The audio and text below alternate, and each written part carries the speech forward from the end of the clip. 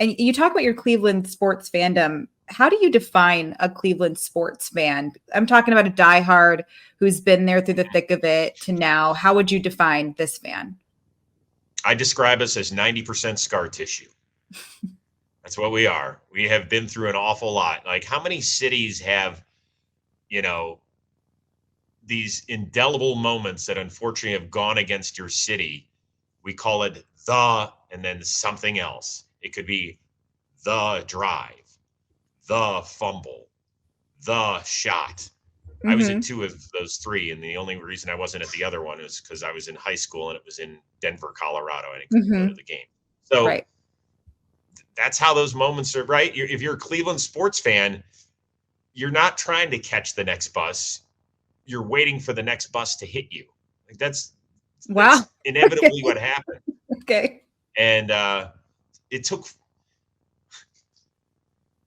the Guardians, then Indians, did not finish higher than third the first 24 years of my life. They didn't finish Mm. higher than third in their division.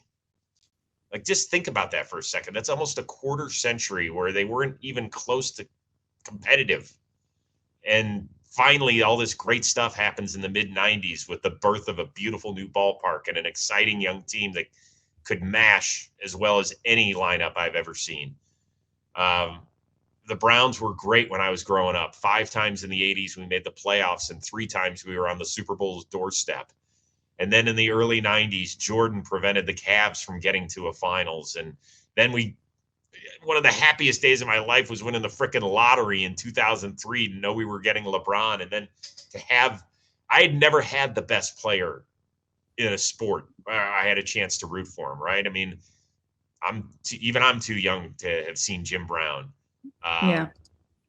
We didn't have the best player in any sport, but we finally had it. Then he left. He left. And then he came back.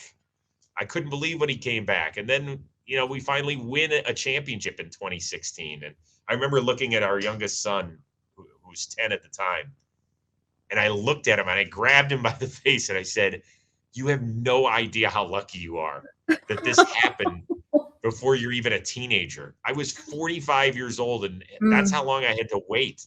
And sports has been all our family's done. That's it. Like, this is all we have. And for it to have happened was incredible. When you said you were 45 and you had to wait, was it worth the wait? Yeah, it was not. Okay. I mean,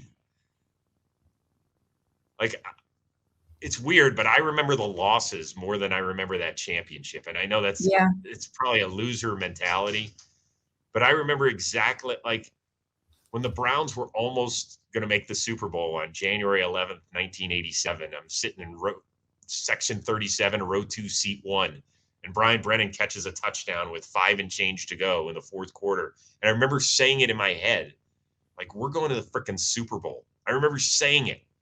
And then Elway drives 98 yards and they win it in overtime. And I remember we take a thing called the rapid transit. Think of it as like an above ground subway in Cleveland. And I grew up right across the street from my stop, and we didn't have cell phones in 1987.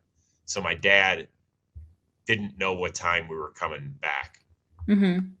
And he told me afterward that he waited for every rapid that stopped because he wanted to be there to greet us. Oh. And I got off the rapid, and he's just standing outside, and he gives me this huge hug. It's freezing. It's Cleveland, Ohio in the middle of January. And he's like, "I am so sorry. I am so sorry." Because he knew how much it meant to us. It's still, I mean, like, that. I think that's the crushing part. Unfortunately, both my parents are gone. My mom died 17 years ago and was an enormous sports fan. My dad died 12 years ago. And I never got to experience that with them. And I think that's probably why I remember the losses more, because I got to at least share those experiences with them. But the fact that I got to do that with my 2 boys and my wife, and celebrate at least one championship together is pretty awesome.